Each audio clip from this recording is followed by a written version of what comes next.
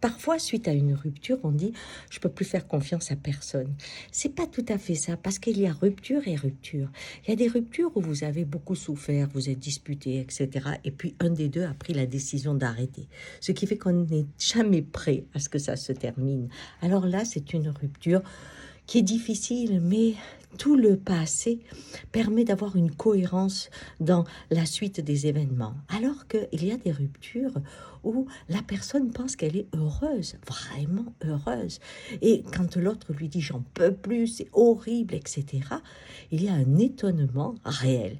Et si on pense, oui, elle est dans le déni, elle n'a pas vu, non, non, la personne a simplement trouvé sa suffisance dans pas grand-chose. Alors que l'autre n'apprécie pas cette relation puisqu'il n'y a pas l'intense qu'il aimerait. Et des fois, c'est une provocation d'être à côté de quelqu'un qui peut être heureux avec pas grand-chose. Croyez-moi, surtout quand on n'a pas le goût de la vie aussi intense que celle qui est à côté. Bien, mais alors là, ça change tout. Pourquoi? Parce que c'est pas je n'ai plus confiance en l'autre. Non, c'est je n'ai plus confiance en mes perceptions. Comment j'ai pu penser pendant 10, 20, 30 ans que j'étais dans un couple heureux alors que l'autre souffrait tant? Comment je vais finir par croire à ce que je sens? Comment je vais pouvoir continuer à avoir des amis, à avoir des enfants, à être dans le lien, en me faisant confiance à ce que je ressens? Ça, c'est le vrai problème. Voyez-vous, parce que c'est votre monde qui s'effondre.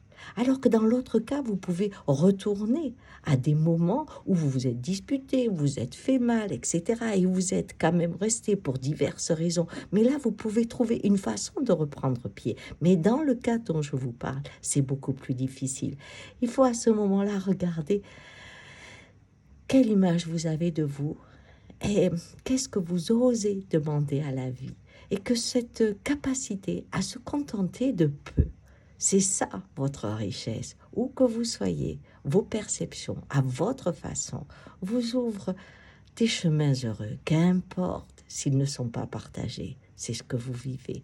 Et ça, c'est beaucoup plus dur parce que ça vous demande de vous faire confiance malgré le fait que ce que vous ressentez n'est pas forcément ce que l'autre reçoit.